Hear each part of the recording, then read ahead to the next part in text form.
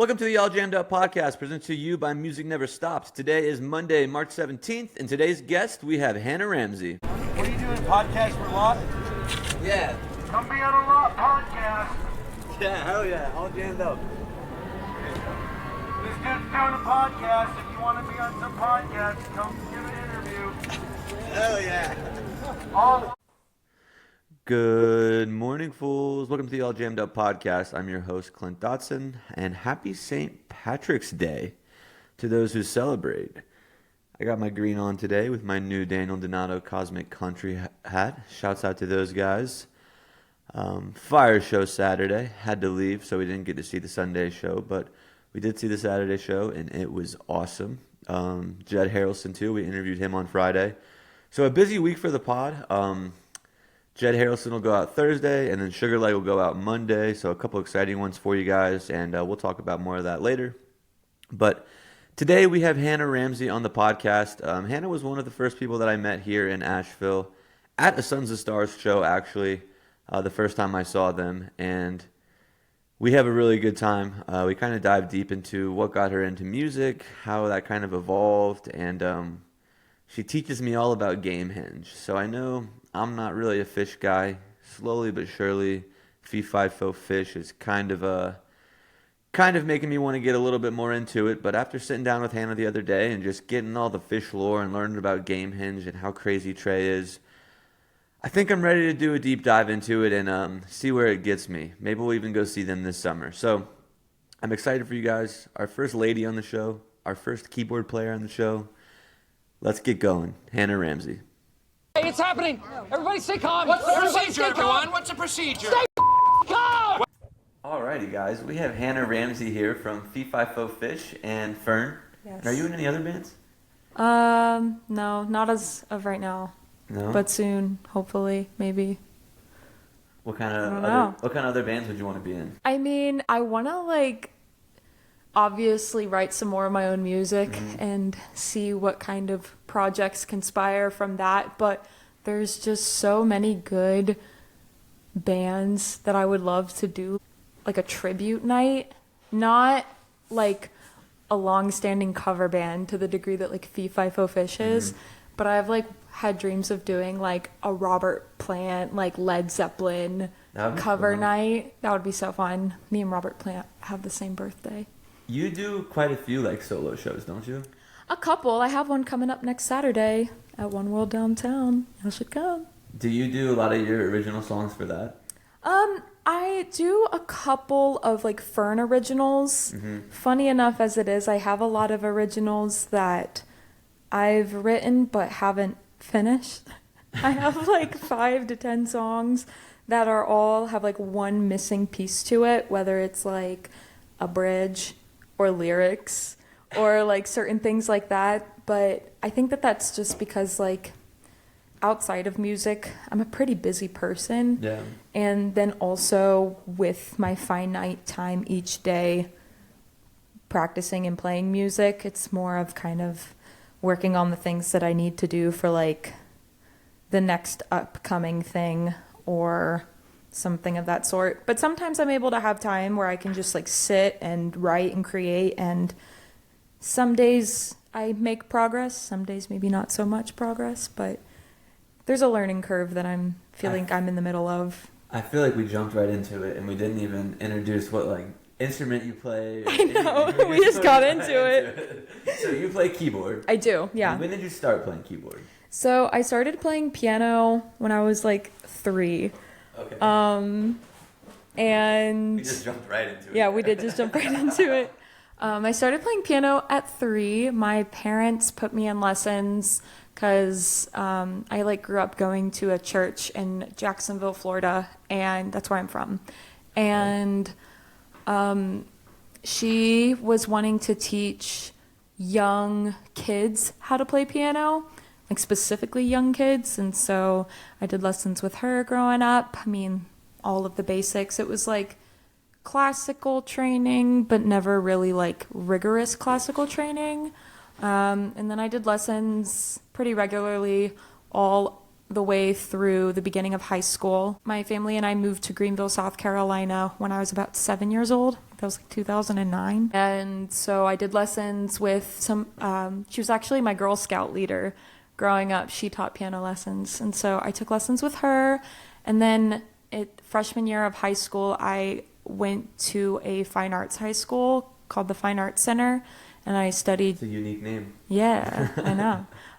And I studied like jazz studies there. It was more of a group thing. Like I didn't have a individual piano teacher when I was doing that. So it was like me and like 30 kids in this class. Everybody played different instruments. There was probably like 2 or 3 other piano players. And our teacher, Steve Watson, was this little old jazz guitar player. He's an incredible musician, quite an interesting teacher. And I learned a lot of jazz, but I didn't have like a piano teacher to help me like integrate it to my instrument.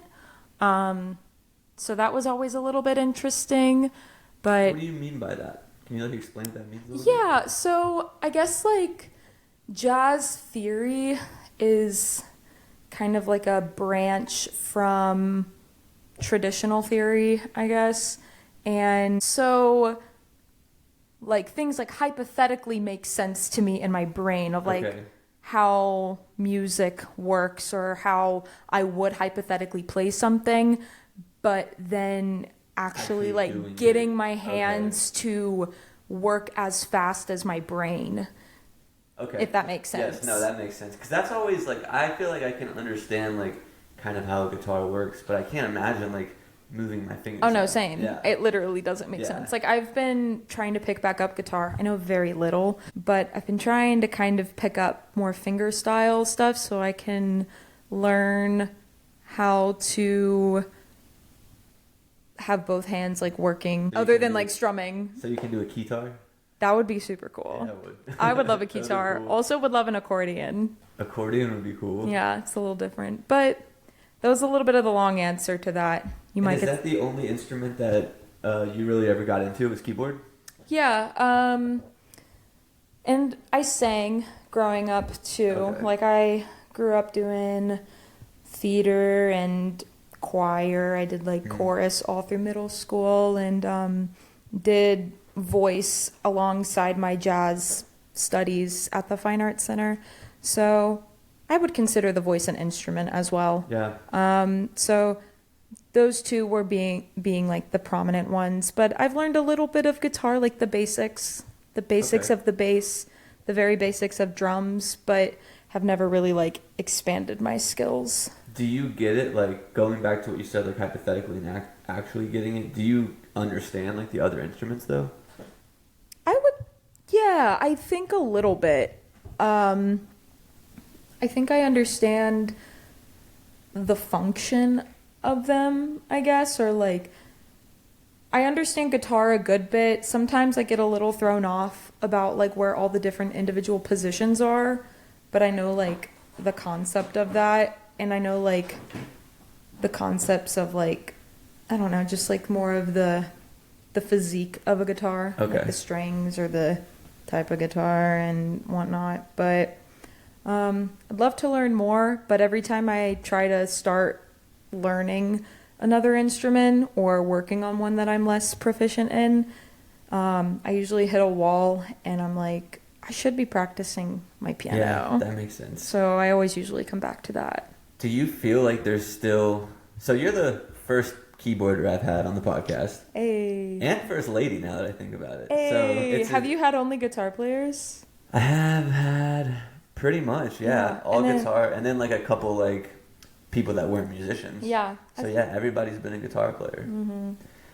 So I forgot what I was asking. There's a lot of guitar players. Yeah, there is. And I'm glad we finally got someone that wasn't. So do you feel like there's like, you've been playing keyboard for your whole life pretty much.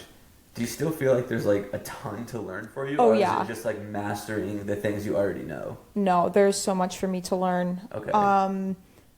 I am in no way, shape, or form a prodigy.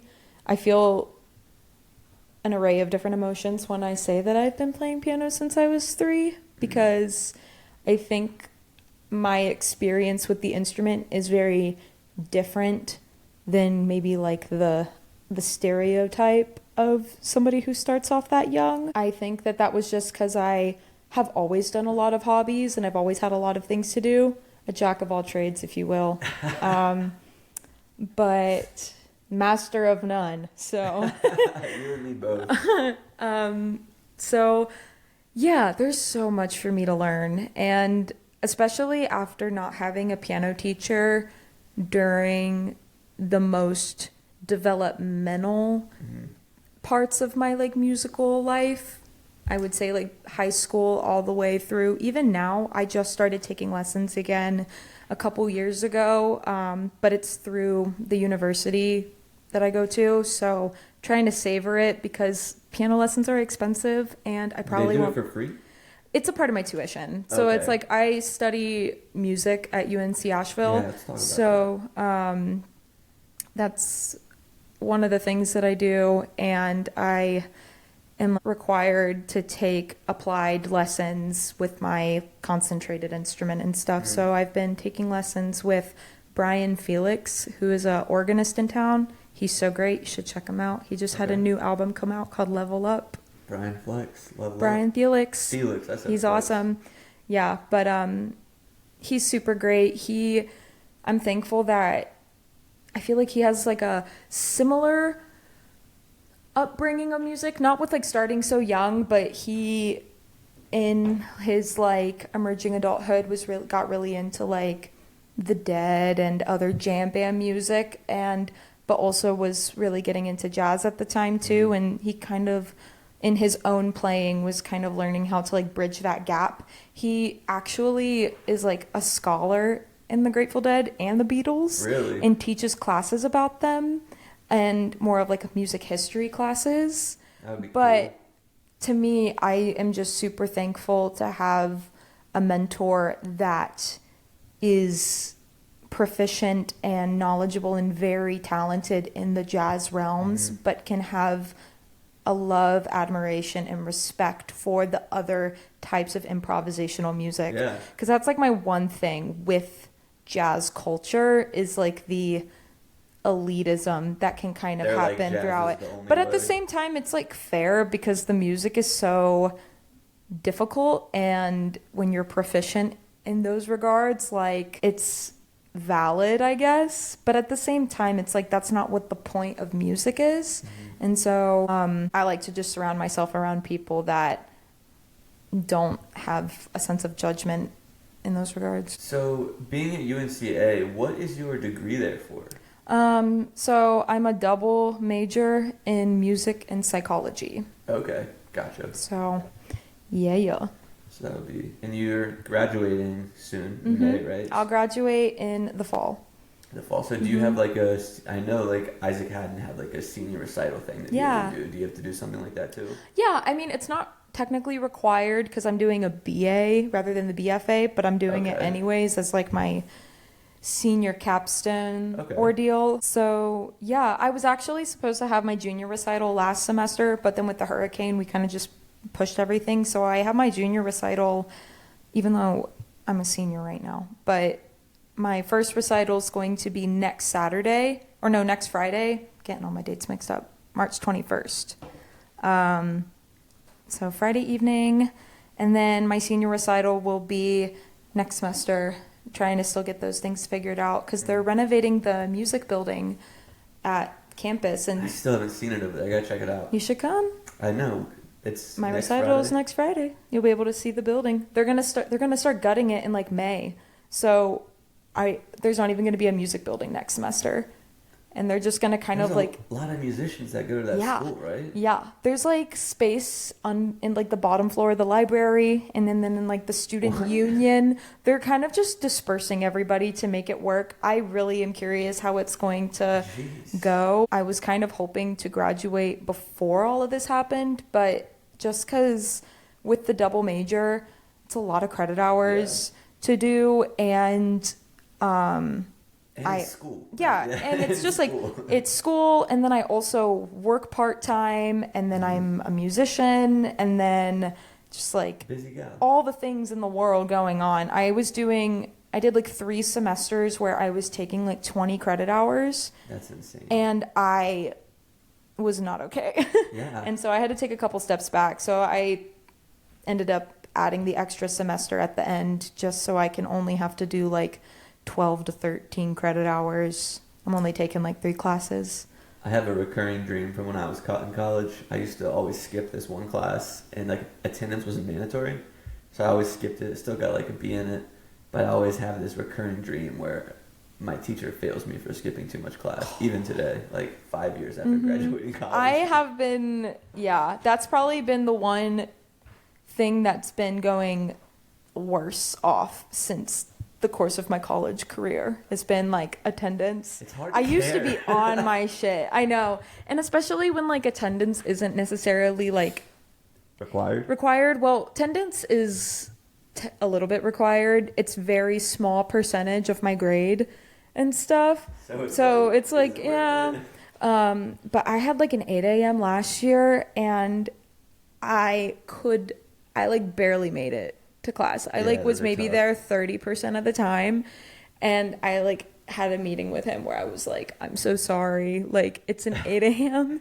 and I come into the 10 o'clock. Yeah. Well, he only taught it at 8 a.m. Yeah. And it was a cool class. It was like post-tonal music history. Like it was really cool. What does that mean? I honestly don't even fucking know. Should've gone to It was class. like, well, no, it was like music. His class structure kind of made no sense. I thought it was going to be chronological. It wasn't. We kind of just jumped around to different like styles of music, and then like would dissect different musicians, I guess. And then we started talking about music during World War II, and then that became the class for the rest of the semester.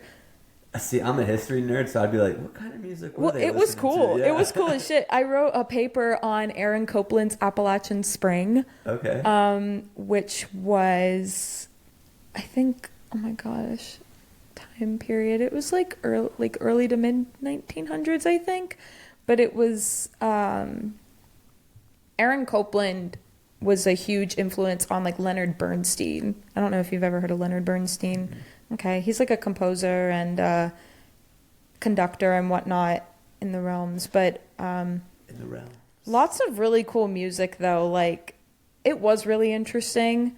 I feel bad. I feel like I would be sitting here for a while trying to pull factoids out of my head on this topic. Yeah. So when you kind of just gave us your whole timeline, where does Phish fit in? When does Phish get involved into all of this? Or was it the Grateful Dead first and then Phish? Like, how did you get into jam band music?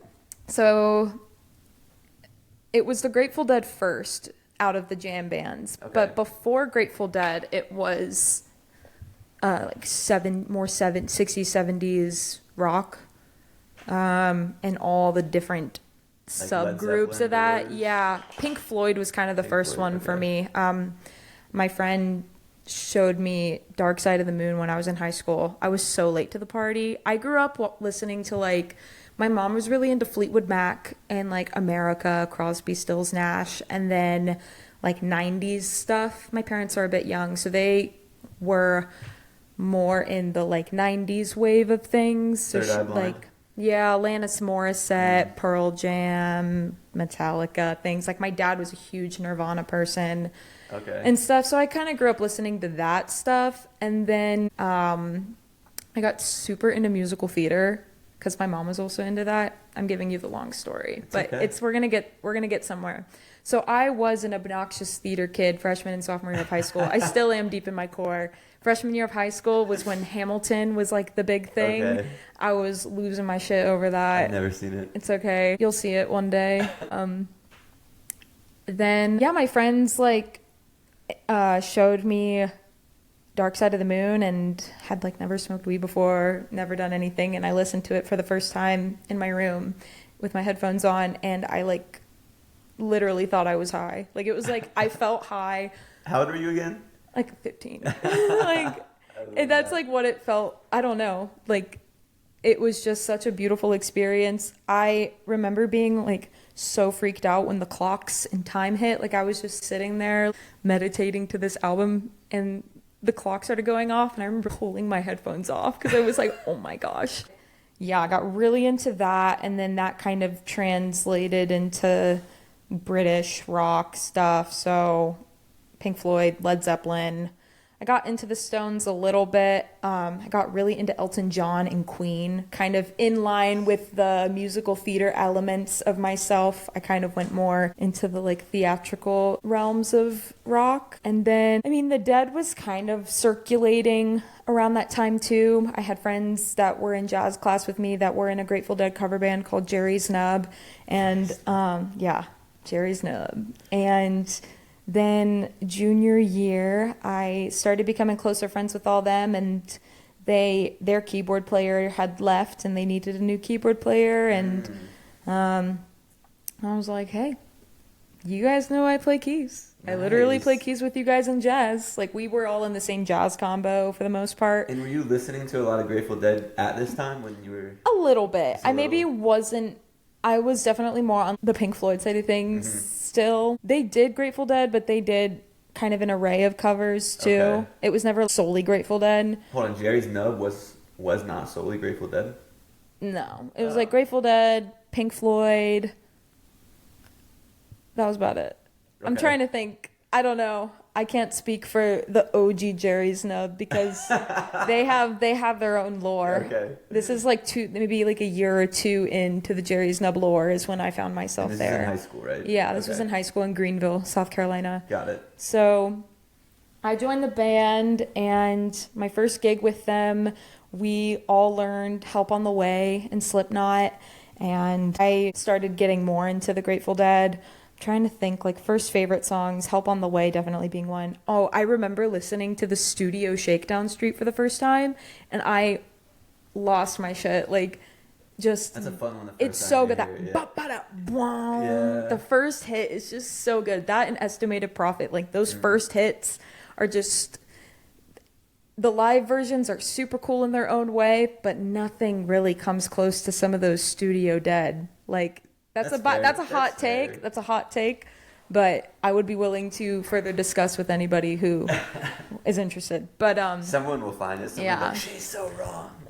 Hot take, but yeah. So Grateful Dead, that became the thing for a while. For the rest of junior year, all through senior year of high school, and honestly, the first year of college too. I got really into the Dead. I mean. Anything in the 70s was definitely some of my favorites. I always said, like, I would base my favorite Grateful Dead years are also like favorite temperatures, whether outside or on a thermostat. You know what I mean? Like 72. You're going to put 72, I agree, but what else were you going to say? Just like 72? Going outside, if you're going outside and it's 77, 78 degrees outside and sunny. I thought you were going to say 77 degrees on a thermostat, and I was like, hell no. On the thermostat, 69. I agree with that too. And some Dark Stars in 69 were very, very cool. Very different. I like some of the old stuff too. I like some of the late 60s sounds, but yeah, like 72 and 77, 78. It's my favorite. I'm a Keith fan. Keith Gaucho. I'm a Donna fan. I'm a Donna fan too. Let Donna sing. Yeah, for real. Let Donna sing. Do you have a specific show? Vanetta. Nice. Definitely. Yeah. Right here. Vanetta. So I took that Grateful Dead class my freshman year of college. I was going to ask that and I forgot and I wrote a paper.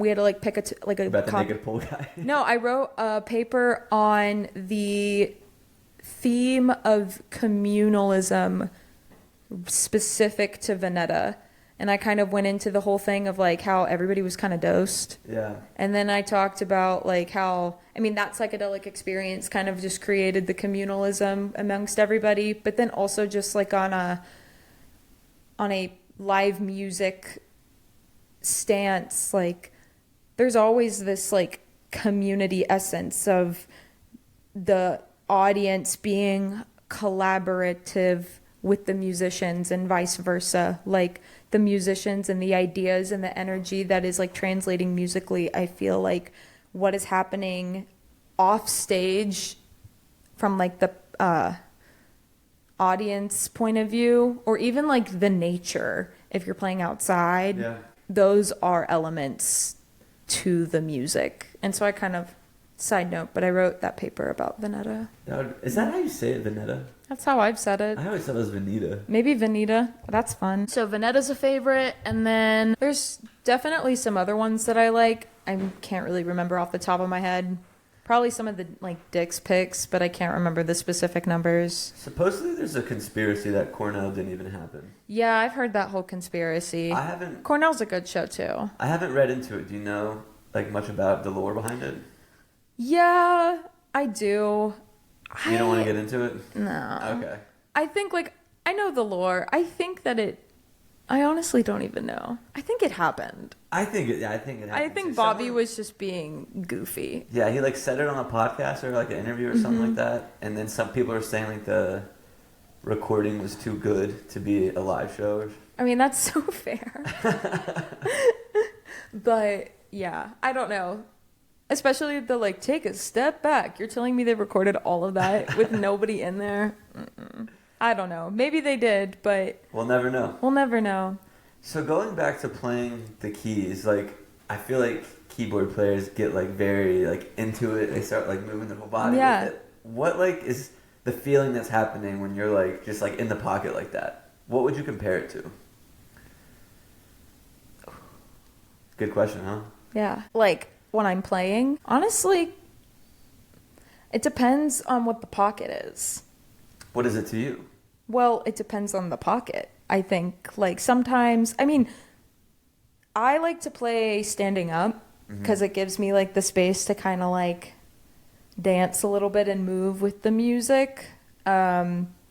Sometimes it feels like, I don't know, you're just like sitting back and like cruise control, if that makes sense. What about when you guys like, you're playing really fast and at the same time, because you have 3 keyboards, right? Yeah. And you're like playing, what are you doing when you're like turning the knobs and sliding things up? Like what else is going on during that? Trying to get the setting and the tone that I'm looking for a certain thing. Particularly with like the synth that I use, it's still very new to my rig. And I haven't really gotten the time to like dissect the entire instrument. So I have like a handful of presets that I like and that I know what I want to do with them. But I also haven't figured out how to save the preset to where I can just push a button and it shows up. I need to kind of read the manual, but I like have a collection of presets, but then that knob that I scroll is me trying to pull up the preset while I'm like also trying to play the thing that I'm currently playing without losing the flow. So, but then also that's like not always the case. Like that's one of the instances, but then I've got on my Moog particularly, I have like a lot of different like knobs like that change the oscillator or the rate or that make it go like wow and like pitch shift and all that stuff. So it's like the equivalent of pedals kind of? I would say it's kind of similar to the ways of a pedal. Okay. Maybe it's just more of like buttons on my actual instrument rather than like pedals. Do you ever just miss a key? Like, yeah? Like often? All the time. Because when I like watch you, I guess, any keyboarder play, but like your fingers are just so fast and it's like, you gotta just mess up every now and then. Oh, yeah. Okay. Constantly. But I think like when I'm playing live, I can't really think about it all that much.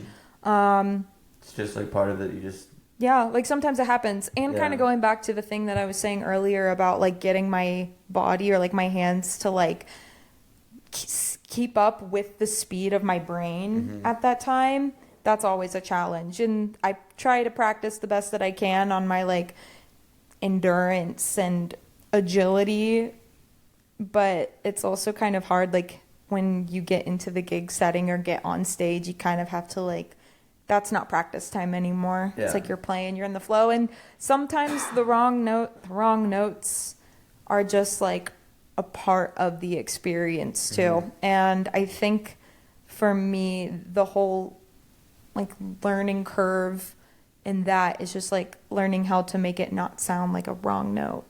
Okay. Like not making it obvious. Yeah. Like I am a very expressive person with my face, and I've noticed a lot like I'll make faces if I play a wrong note or if I hear a wrong note or something slightly out of tune. Like I can catch myself like making it kind of obvious on my face. I think you did it last week, because didn't Alex start playing the wrong song? Yeah, probably. Yeah, you were like, no, you and Ben were like, no. Trying to remember what song that was. It was like this third or fourth song. No. I know what you're talking about. Yeah. We literally forgot something, but we came back around. It happens. Which ties back into the Phish thing, because the initial question you asked me was how I got into Phish. Oh, yeah. So yeah, Phish. The Grateful Dead all the way through. I listened to a little bit of Phish like in senior year of high school. The first Phish song that my friends showed me was Studio You Enjoy Myself. And laid in my bed, late at night, hit my pen and listened to it, and I was like, this is so cool. And then I listened to that album, Hunta, and Picture of Nectar, like their first 2 studio albums. I listened to those pretty regularly throughout high school and had some favorites. Like I loved You Enjoy Myself, loved Dinner in a Movie, Mango Song from Picture of Nectar, Gulia Papyrus, some of the weirder ones that we don't. Band. Yeah, they're a weird band. Earlier in their career, Trey was definitely nerding out on music in his writing and in his compositions, because he was a composition major in college, and so you can hear that a lot in their earlier stuff. It's very more like composed through and musically complex. There's a lot of chord changes and a lot of like fugue-esque things happening. Was there a time like during Phish where he was like the best guitar player in the world? Perhaps. Yeah. I think that's Some probably people say subjective. yes. Yeah, I would maybe be one of those people to say Okay. yes. It's all subjective, I think, honestly, because maybe from like a technical level, yeah, maybe he wasn't. But I think being able to take an idea and like being able to be expressive through music in that way that was so specific, like his tone is just so intriguing to listen to, and it feels very articulate. And so even when he would be shredding, it would never feel like heavy guitar shred. I just think, and I think the tone has a lot to do with that too. Every note just felt so purposeful, and I really love him for that. And how he just like, a lot of his ideas come from these more simplistic melodies. He talks a lot about how in his writing or in his improvisation, everything kind of stems from like a simple lullaby-esque melody that's very singable, very recognizable, something that can kind of get stuck in your ear a little bit, and then he kind of runs with it. Yeah. So yeah, and I really started to explore that and kind of figure out his tricks in all of his different writing, like through joining the Phish band, which has had an array of different names over the years. Joined in April of 2021 when it was Gunslinging Parrots, led by the marvelous Natalie Allen. I was like 18. I had just transferred to UNC Asheville. That's when you got into the first... That's when I started really getting into Phish. It was Okay. like 2021. Okay. End of 2020, 2021. That was when it really, really started kind of sinking in. How many times have you seen them now? I think 19. 19? It'll be my 20th show when I see them next, I think. Do you have like any specific shows that were your favorite? Yeah, maybe not like one in particular. Some of my favorites were, my first Phish shows were Alpharetta 2021, and the second night was a favorite. I also went to one of their like Dick's runs in 2022 during Labor Day weekend out in Colorado. I'd never been to Colorado before. Nice. It was my only time going. The second night there was like a huge lightning storm right when the show was about to start, and we let it pass through, and then they came out and played one long set, and it was so good. They came in hot, and it was just like banger after banger. So that was definitely a favorite. I did MSG New Year's that year. Nice. Going I bet that was a in, good yeah, one. I did a lot of Phish shows in 2022. That was like, I did like 14 shows in one year. So that was cool. I did like the Charleston run, the Raleigh show, I did Atlantic City, and then I did Dick's in Colorado, and then I did New Year's. And night 3 of New Year's was a favorite. I had a friend that helped me get a wristband, so I was like on the floor, 3rd row for the second set. And Nice. the MSG show that I sent you, the 1995 one, that was like the Phish show that got me like hooked on Phish on like another level, like beyond just listening to the handful of tunes I already knew. And so then like being at that venue where that happened, it was just such a full circle spiritual experience. I look forward to seeing them again. I didn't get to see them last year. My last shows were Wilmington 2023 were the last shows that I saw. And the second night there was a huge storm that came in halfway through the show, and they literally had to stop playing. And there was like 0% chance of rain. And like while it was pouring rain, all the weather apps still said like it's currently not raining. And everybody was like, No. That's crazy. Yeah. So, and I was a little upset, but it's okay. So I'm excited to see Phish this year. Are you going to Charleston? I'm going to Charleston, and I think I'm going to go to Chicago, which I've never been there either. So, with Phish, I am not a big Phish fan. Haven't been a big Phish fan, and then been going to your guys' shows. You've been showing me some good albums to listen to. Coming around on Phish, but I don't know about Gamehendge. Okay. So, I was in an interview the other day talking about it. The guy made fun of me for not knowing what it was. So, I need you to educate me. All right. I got you. Did you come prepared? I think so. I came as prepared as I could. So, Gamehendge is it's Trey's senior thesis at Goddard College, where all the boys in them went to school. Where is that? That's Northeast? Yeah, it's Vermont. Vermont, okay. It's not even, they like closed it down, I think last year, but the school it's like, they like closed down the school, I think. But yeah, his senior thesis, he wrote a musical. I'm a little side tangent. That's why I honestly love them so much, just because he like also came from a background of theater and kind of bridged the gap of all those different things. So it like, I love him for that. Are they big? Grateful Dead? Is Grateful Dead one of their big influences? I would say it's one of the big ones. Okay. They used to play a good bit of Grateful Dead like in their college years, but they had already had so much music. Like Trey had so much music he had already written. And I think just with the Grateful Dead being so popular in the 80s and 90s too, like they honored it and they would play some of their tunes, but it quickly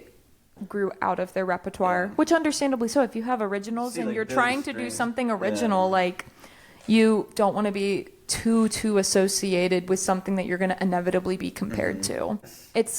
I think the musical is actually called The Man Who Stepped Into Yesterday. Okay.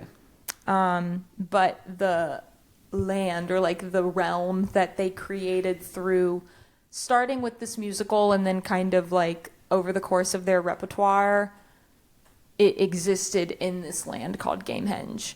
So it's like a fictional place. Yeah, Okay. it's like a fictional place that it's supposed to be more of a like spiritual mental place, Okay. I think. So the protagonist of the musical, his name is Colonel Forbin.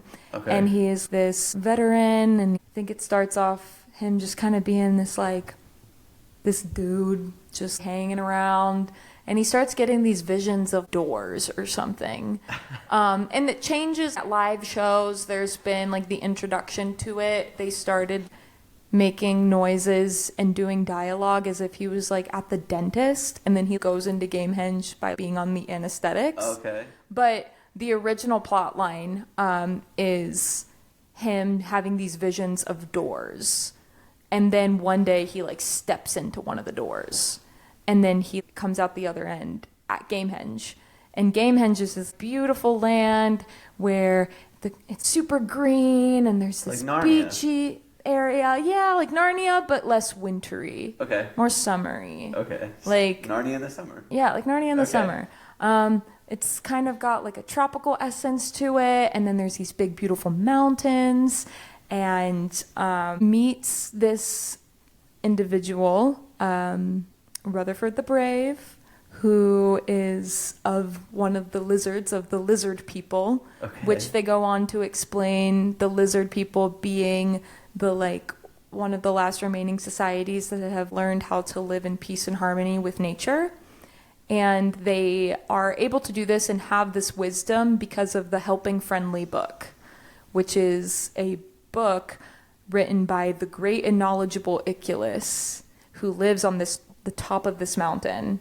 And he's this like prophet. He just remixed like the Bible. Pretty much, yeah, exactly. Okay, I'm glad you caught on to it. I'm like, oh, so these people figured it out. And nobody's ever seen the great and knowledgeable Iculus and whatnot. But the Helping Friendly book gets stolen by the evil king of Prussia, Wilson. And there's a ton of songs that they wrote within the Gamehendge realm, but the initial thesis had 9 songs.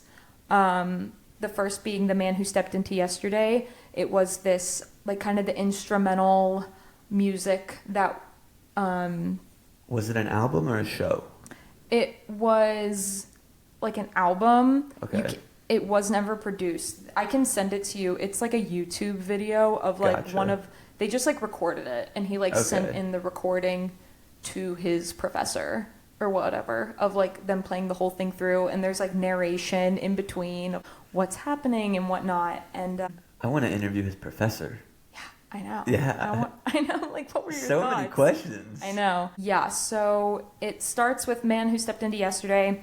Then he comes out the other end. He's in Gamehendge. The second song is The Lizards, which pretty much everything that I just said in the plot line up until this point is described within the lyrics of The Lizards. Okay. And it's pretty much just the song telling you about how Colonel Forbin runs into Rutherford the Brave telling all the stories about who the lizards are, the Helping Friendly book, what happened to the book, and it pretty much... About Iculus too? Yeah. Okay. And it pretty much like leads up to, the lizards would be saved if they could be enlightened by the writings of the Helping Friendly book. And it's been stolen, so they have to go get the book back, pretty much. And at the end of the song, Rutherford the Brave jumps into this body of water, and Colonel Forbin's like, did he just fucking die? Like, where'd he go? Whatever. And the next song is Tila, who is this maiden, if you will, and she comes in and I think, if I'm remembering correctly, like rescues Rutherford the Brave from drowning, but she's riding on the multi-beast or whatever, and it's like this big beastly creature that she rides on, and Colonel Forbin becomes like fond of her.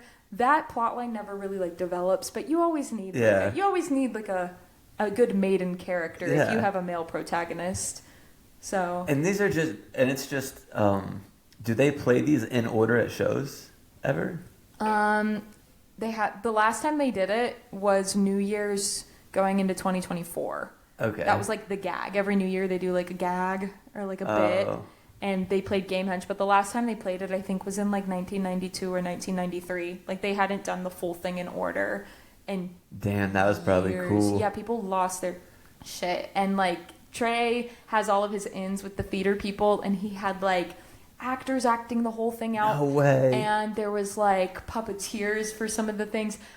We watched the live stream and it was super fun, but also I had some friends over on New Year's Eve that like weren't into Phish at all. And like I was like the secondhand embarrassment that I felt of like geeking out over like all these people with like puppets on stage, and I'm just like, this is so cool. I'm freaking out, but also what is this? That was my I'm like, thought. It's not a cult. It's not a cult. When you were telling me that just now, I have like some friends and maybe some people I know that listen to the podcast that like aren't really into jam bands, but like we'll support this, and they're probably gonna listen to this and be like, those Phish people are crazy. Yeah.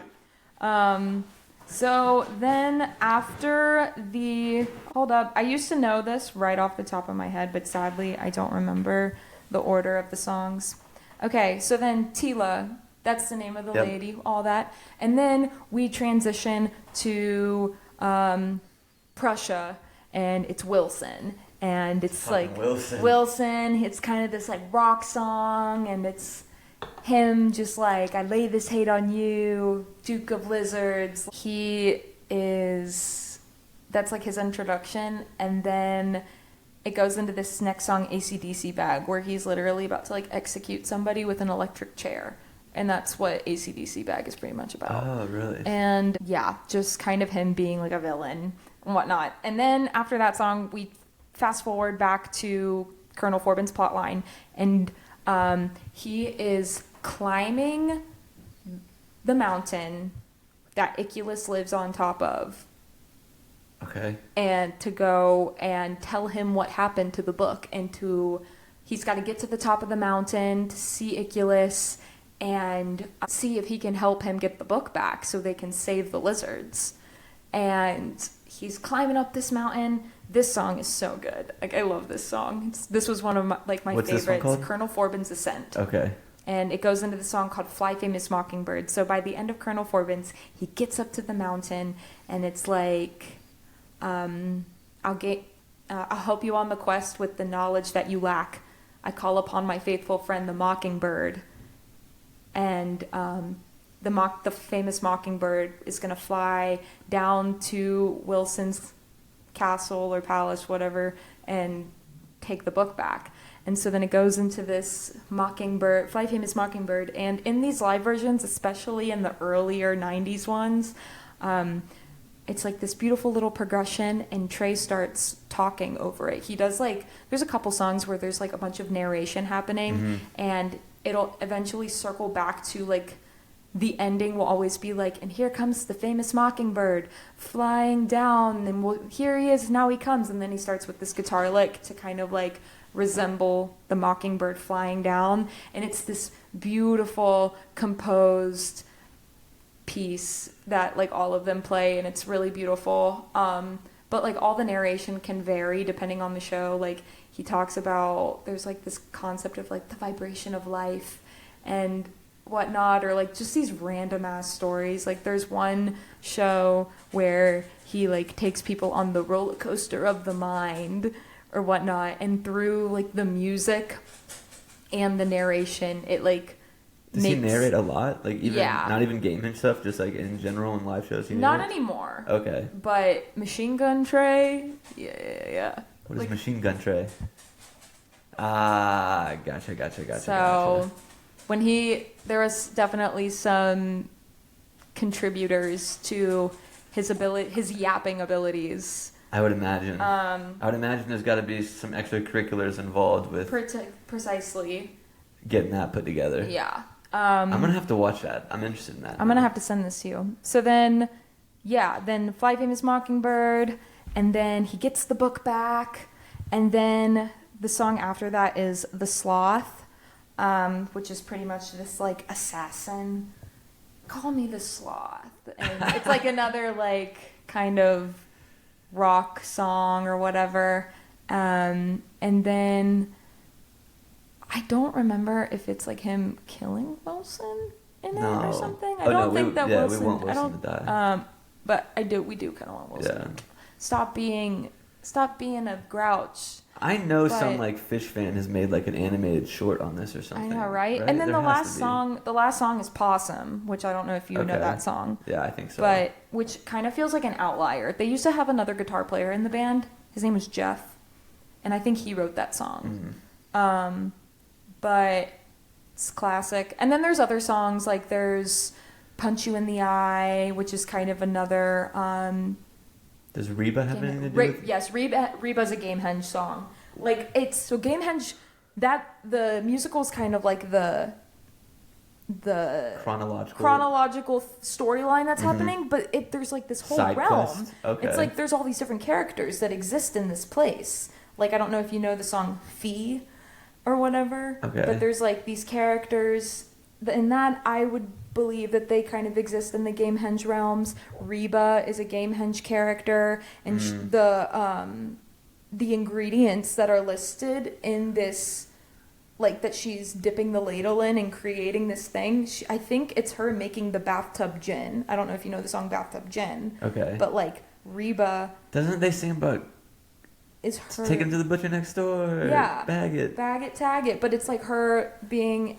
like, Reba put a stopper at the bottom of the tub, picked up a jar, unscrewed the top, and watched it drop into the water. Like, little scoop of plaster make it's all the ingredients for the bathtub gin. And then she gets drunk off the bathtub gin, and then like the whole compose section that's happening in the middle of that is her like having this bad trip after like drinking bathtub gin. I need to interview Trey as well. I know. We're gonna get Trey, manifesting that you get Trey on this. Add it to the list. He would. Yeah, put him on the list. But yeah, and then there's a bunch of other songs. I mean, there's like Harpua, which is about this this bulldog who it's like this evil like carnivorous bulldog. I love how much you know about this old grumpy old man that lives at the top of this hill in Gamehendge, and he's like, oh, look at all these people being happy or whatever. And then he's like the Grinch. Yeah, kind of, pretty much, with this bulldog, this like killing bulldog that ends up killing Little Jimmy. Little Jimmy is a common character in a lot of the Phish lore, and he's in a lot of songs. And Jimmy's got this cat, and Poster Nutbag is like his beloved kitten or whatever, and then the narration usually ends up concluding. Is Midnight Sun anything to do with it? I don't think so. Because Jimmy Law's first band name was Little Jimmy and the Midnight Sun, so I didn't know if it was like a Phish It might be.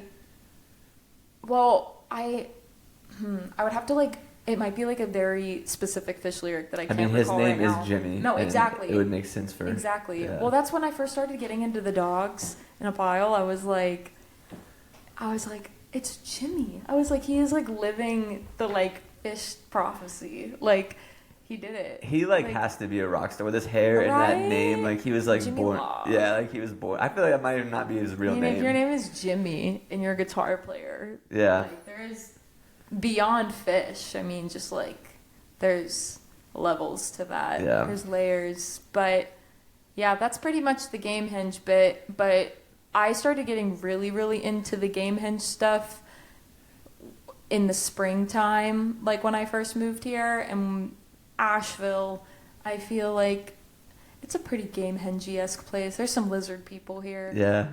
And for sure. And it's a little psychedelics and dive into the Gamehendge. That might be a nice weekend. Yeah, that I highly recommend. It's so great, and I love how the songs are fictional, but also carry meaning in ways where the lyrics are like strange and specific in the fictional sense, but they also can be specific in personal life matters. It's really interesting how they were able to do that well when they're talking about like made up storybook characters or whatever, but you're still able to listen to a song and be like, wow, I feel like I'm living through this right now. Yeah, it's gonna make listening to, because sometimes I listen to their music and I'm just like, the fuck are these guys even talking about? Yeah. But now that I know that, it might make a little more sense. Oh yeah, that was kind of another one of the learning curves with Phish, where it was like, everybody's like, oh, the lyrics are nonsense. And I mean, when you're listening to Robert Hunter's lyrics and Jerry's lyrics, like, it sounds like gibberish. It doesn't sound really like there's meaning to it. But I think like over time, and there are some Phish songs where the lyrics are genuinely so stupid and silly, but I do think that there's placement in it where it's like, then those stupid, silly lyrics then have weird meaning in some way based on like where they're put in the set list.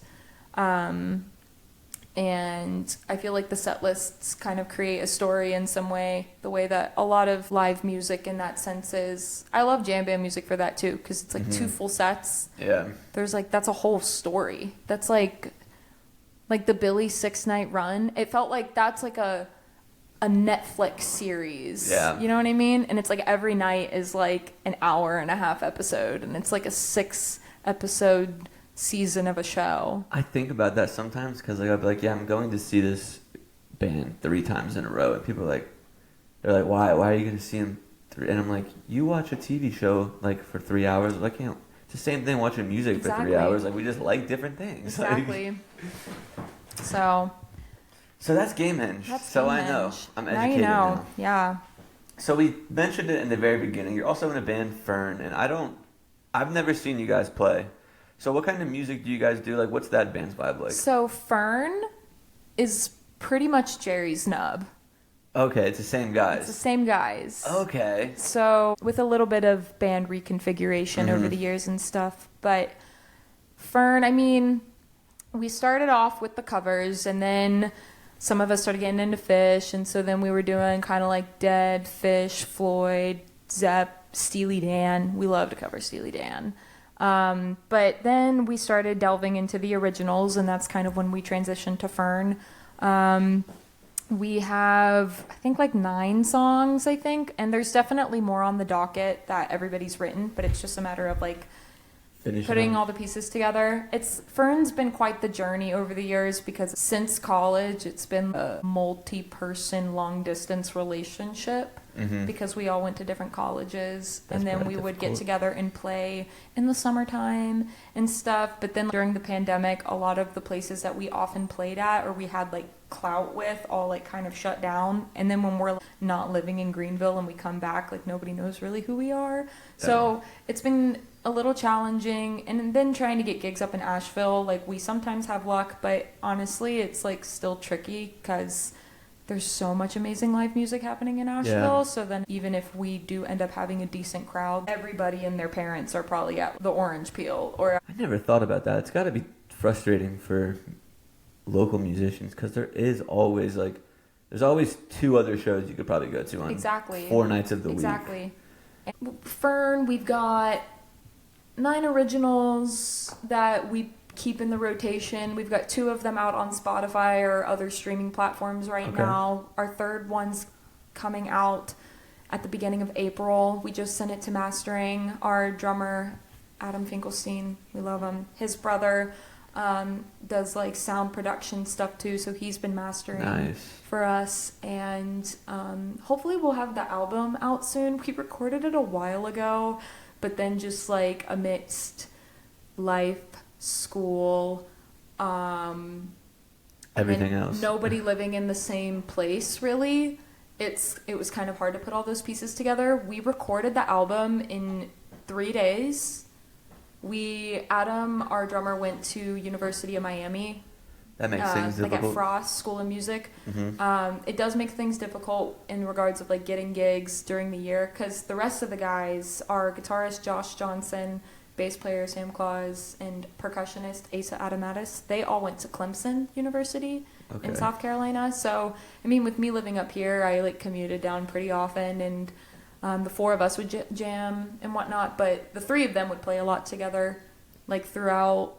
Do they play as Fern, or they have their own thing too? They have another thing called the IRS, which you should check out. They actually have an EP out. I got to play keys on some of it, and it was so fun. It's kind of like just some of the stuff that might not be Fern's vibe necessarily, because there's a lot of like agreement and compromise and things that happen when you're in a 5-person band, and you have like, I would say Adam, Josh, and Asa are like the primary songwriters. I would like to think that I have a good role in the creative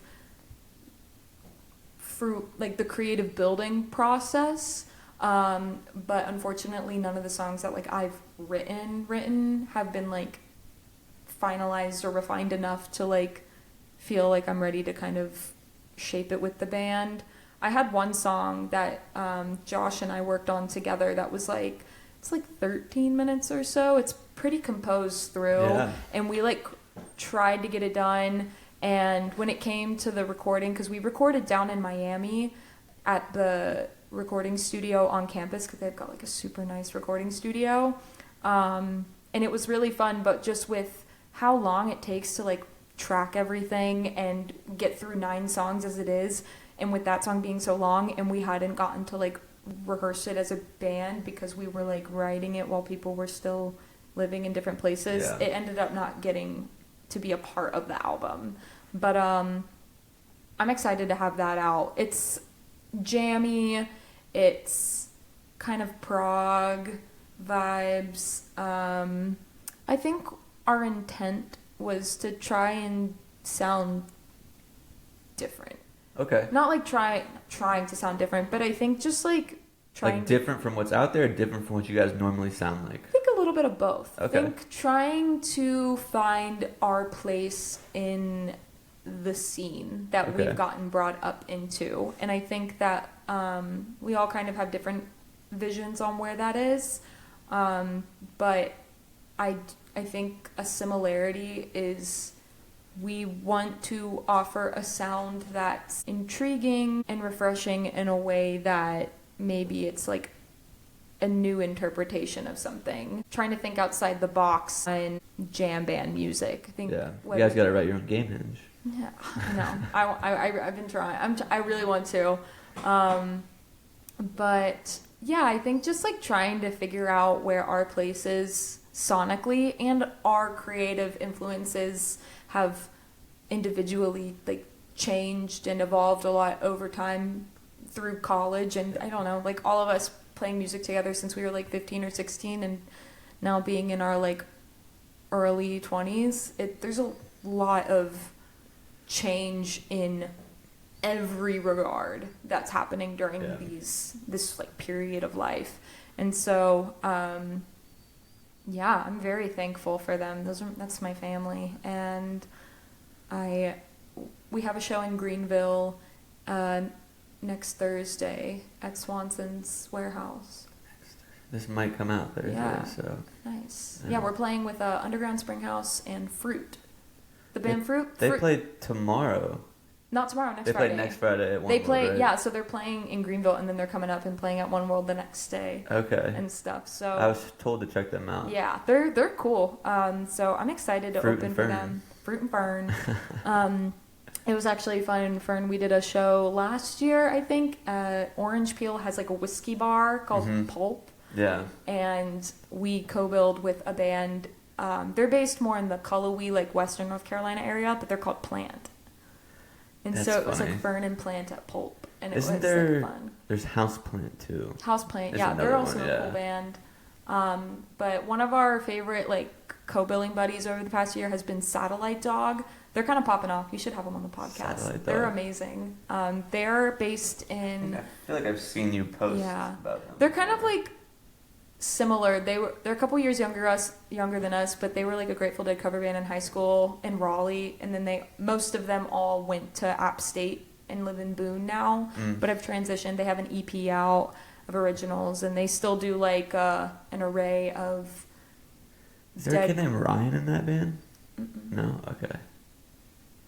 Just curious. Maybe there was at a point in time. There's a dude that I interviewed in the Law podcast one day, and he goes to App State, and he's in a band, and I feel like he might be. Maybe your friends? I don't know. I don't remember. I might not remember. I'm really bad with names. Your Friends is a good band based in Boone, I think. I think they're based in Boone. Okay. Another cool band. But So, yeah, Fern's great. I'll have to check you guys out soon. Yeah. I just feel like it's never like, it hasn't aligned when you guys have played. Oh a show yeah, yet. and it's been hard for us to get shows in Asheville. With only being available during certain periods of time, and then like whether that be like the summer or Christmas break. Now all the rest of the guys are graduated. Our bass player Sam's, he's at grad school right now in Clemson, but the rest of them are in Greenville right now, kind of figuring out their next steps. There was talks of moving to Asheville, but then just with the hurricane and a lot of other elements of things, like we are just trying to figure out if that's the plan. Yeah. I'm gonna be in Asheville, so So you plan on sticking around here after you graduate? I plan on being here for the Foreseeable next. future? Yeah, I don't plan on going anywhere until like life pulls me somewhere else. But this is home. Hell yeah. So not to put pressure on you or anything, Yeah. but like graduating in 2020, like this fall, upcoming fall, and having 2 degrees, you kind of have to make a choice in. Like, are you going to want to try to keep doing music professionally? Or are you going to try to like go into the psychology? Like, what do you kind of want to do? So I initially, when I first went back to school, because I took a gap year, my college experience has been kind of crazy. That's another story. But I initially wanted to do the psych thing, but over the course of my degree, my interests have broadened. Okay. Ironically, I feel like the normal thing in college is maybe your interests like refine themselves over like a specific interest, but psychology has just kind of like, I tried to hone in, like I really thought I wanted to do neuroscience because all of that was really cool. And then when I learned and started getting like a little bit of a taste of neuroscience being maybe a little bit more gruesome than I have the capacity for, just with like dissections and stuff. I feel you It's there. beyond the brain. It's beyond the brain, like literally like Spinal Tap thing. Yeah, I And have was no just interest in nope. anything like that. So I had to realize that was not my calling. I'm really interested in music psychology, like Okay. in like the variants of that, and again thought I wanted to do research. I was a research assistant in a working memory lab, and that was really cool. However, I learned very quickly that the time and energy it would take for me to further my progress in research is the same time and energy it would take for me to practice my instrument. So I had to make a choice, and I'm not in the lab anymore. You want to know something interesting I just learned about music? I guess it would be music psychology, maybe. There's this kid that he like couldn't talk. Mm-hmm. He was mute, and the doctor was like, try to start singing to him to get him to talk. So the mom would like sing to him, and the kid would sing back to her. Wow. And that was like, it like activates a different type of part of your brain, communicating through music instead of just like normal talk. So he was able to like talk if they were singing. That's amazing. Isn't that crazy? It is so cool. Have Yeah. you seen like the videos of like people with like dementia or Alzheimer's and whatnot, and like have a really hard time recalling certain things, but when you play music, particularly maybe from like a certain time in their life when they were like early adulthood or whatever, they can like recall it all back and stuff, or it can help even like spark memories of things. It's very powerful. So I need to try that with my grandpa. I was telling you about that Grateful Dead record. Yeah. That would be cool to try that with him. And he was just like, whoa. Yeah. And I'm that stuff really is intriguing to me. But I think that just with the timing of everything, I do have aspirations to continue to pursue psychology in some regard, but I think I need a little bit of like a mental break with school. I love learning, but I think that college has taught me, the gap year and then college kind of in between all that taught me that I think I just like do better with learning when I take it in a little bit more bite-sized chunks. 100%, yeah. I would love to go get my master's in something at some point, but I think that after I graduate, my plan is to prioritize music, take a little break from school. Yeah. I've been like planting some seeds in the universe of other music opportunities. I might start teaching lessons soon, so if you guys are interested. Get her up. But yeah, I just had a call with somebody that kind of does like private contracting of lessons and has a couple of families with young kids that are looking to have a teacher. So that would be a great opportunity for me, and I also feel I'll be able to use, I feel like my psych degree is going to college for the knowledge. I'd love to further it, but it's just good human information on learning about myself, learning about other people and how to communicate with other people, and just like future life, like future Hannah, when I have more family things I would have to navigate and deal with. I think that having a background in psychology and like knowing certain intricacies of things is going to be like helpful for me in mindfulness and just like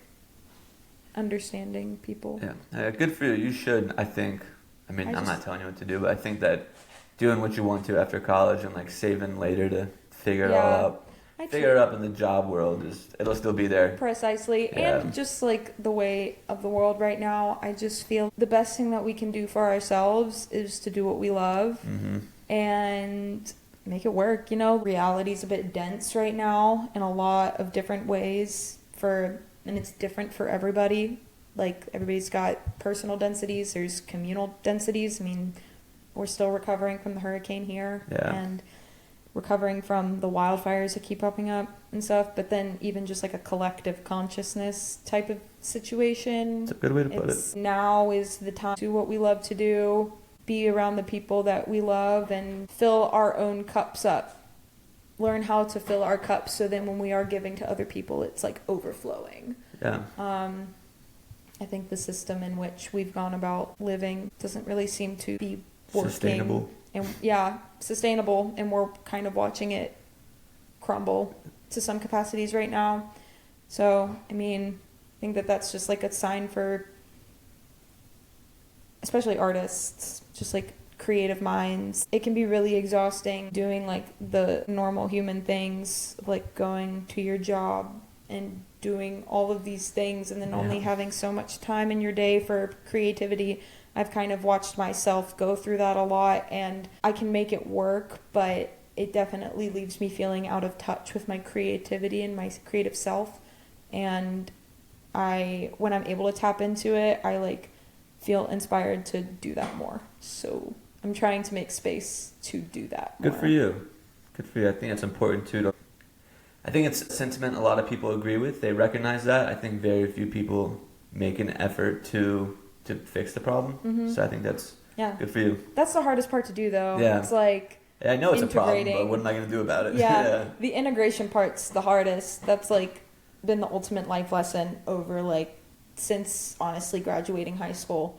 It's been weird from the start. I graduated during COVID, so I feel like my introduction into the real world has been skewed. Yeah, and similar to me, I graduated college in 2019, so like yeah, I mean first year in to like adulthood, yeah. So I hear that. That's why the gap year felt really necessary for me. I started off college at Belmont University in Nashville, Tennessee, and I transferred to UNC Asheville after one semester, just because I didn't feel Nashville was the place for me. I think it's a great place, really cool opportunity, but I think for what I was looking for in life and just where I needed to be, I just felt like this voice in the back of my ear. I didn't really know much here. Like, I knew very few people, not really had many connections here, but felt very compelled to move here, and it's been working out so far. So hell yeah. This is your sign to take leaps of faith if you're feeling like you need to. I can attest to that for sure. But yeah, the gap year was really like beneficial in those regards of like figuring out kind of like who I was like outside of college, because I think that like the path of like graduating high school and then you go to college and then you get out of college and then that's the start of adulthood, and it's like with COVID it was already kind of weird because like our rest of high school got kind of like nipped, but then and then with college, everybody, like I didn't really have many friends. You couldn't really hang out with people because you had to like socially distance. And then everybody was just, all the classes were pretty much online. So it was like, it was depressing. But like the gap year gave me an opportunity to move up here, make some connections, kind of figure out who I was and kind of get a handle on some of the adulting things. That's been hard to like balance with school, but it kind of,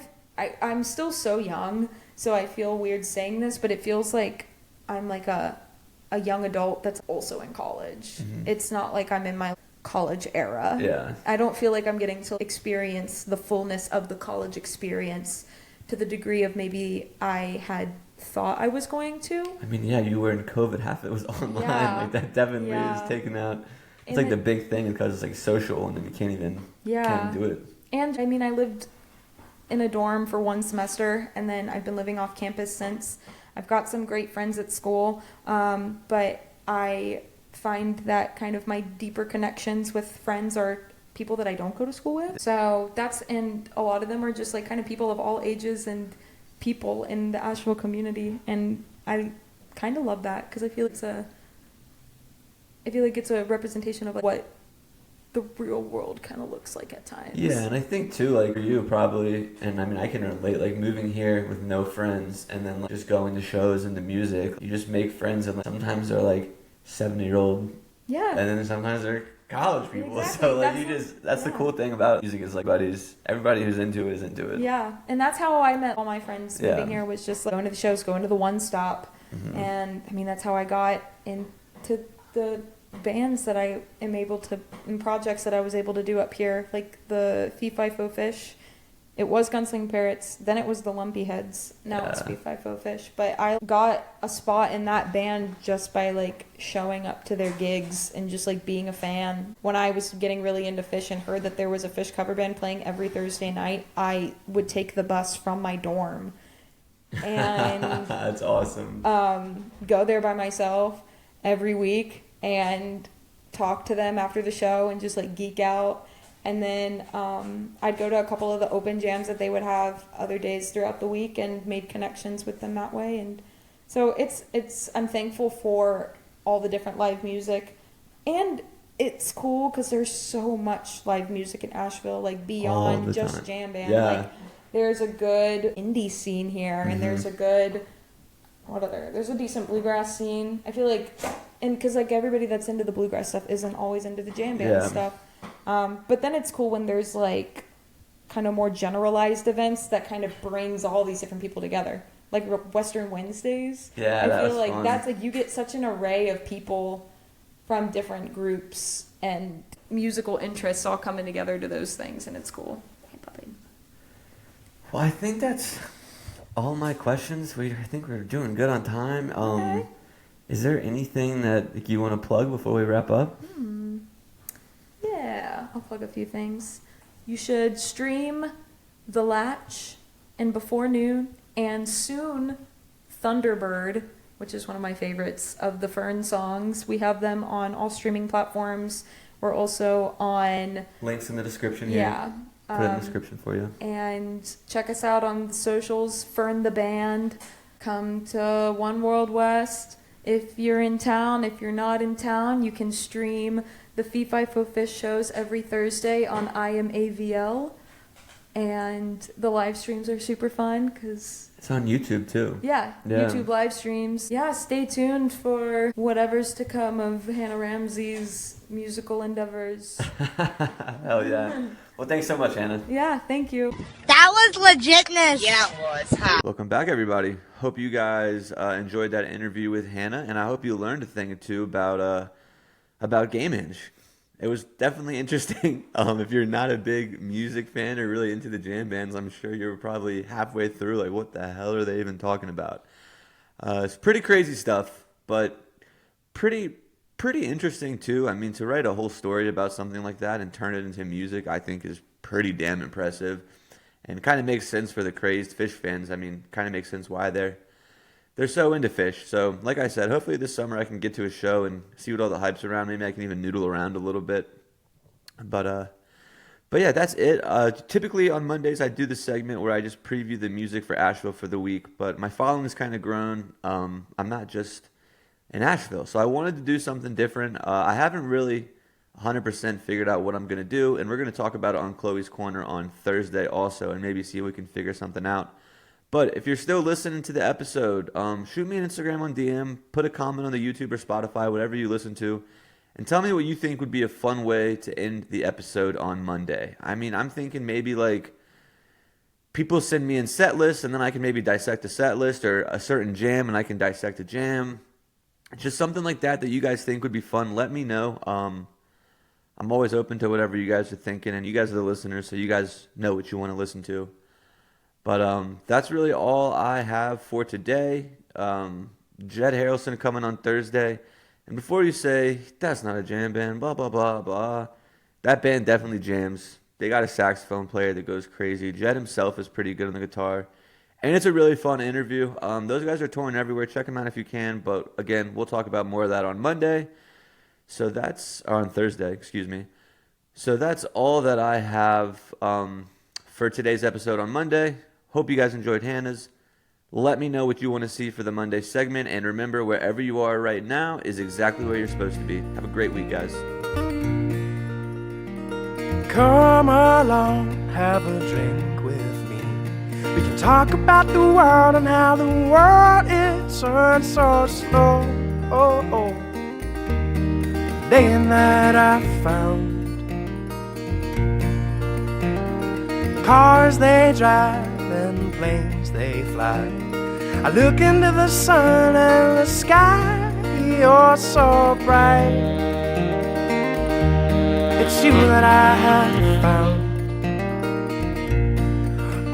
And I know it's not much longer now. Or if the world would just slow down.